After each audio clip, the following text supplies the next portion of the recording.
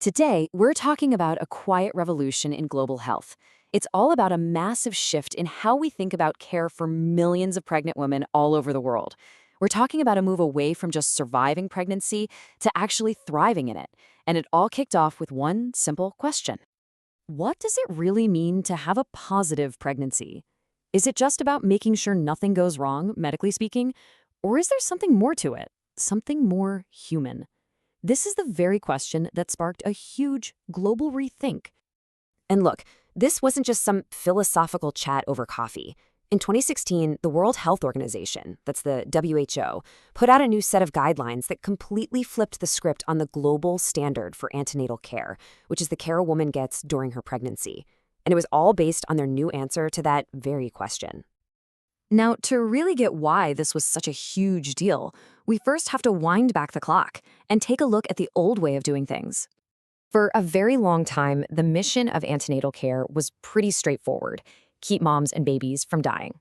The entire system was built to spot risks and prevent the absolute worst from happening. And of course, that is incredibly important. But it was becoming obvious that it just wasn't the whole story. The old approach, which was called the focused antenatal care model, was basically built around this number: 4. A minimum of just 4 visits with a doctor or midwife during the entire pregnancy.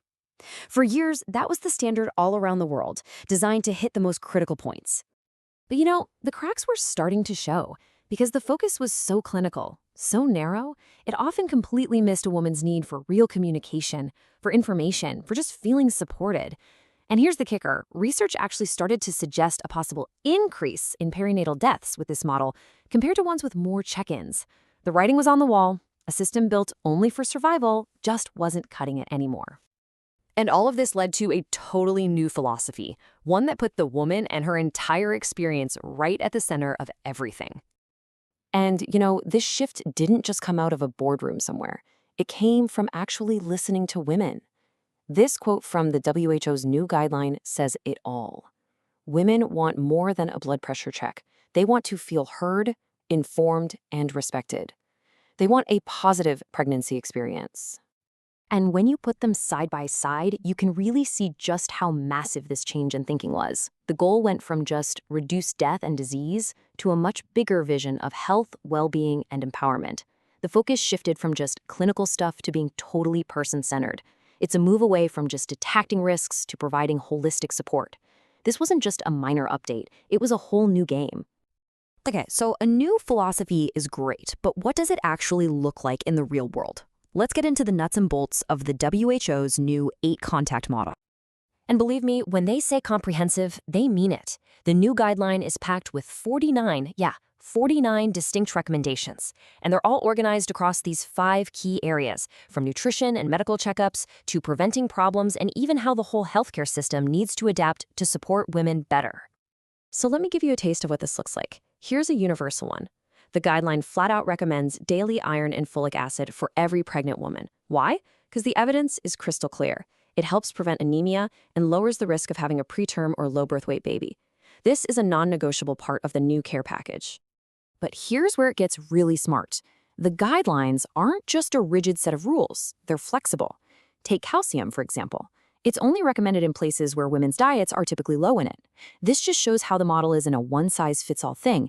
It actually adapts to what people need on the ground. And this is just as important, right? The guidelines also tell us what not to do, all based on the science. For example, they say don't bother with routine vitamin E and C supplements because the research shows they just don't make a difference for moms or babies. Every single recommendation is backed by hard evidence.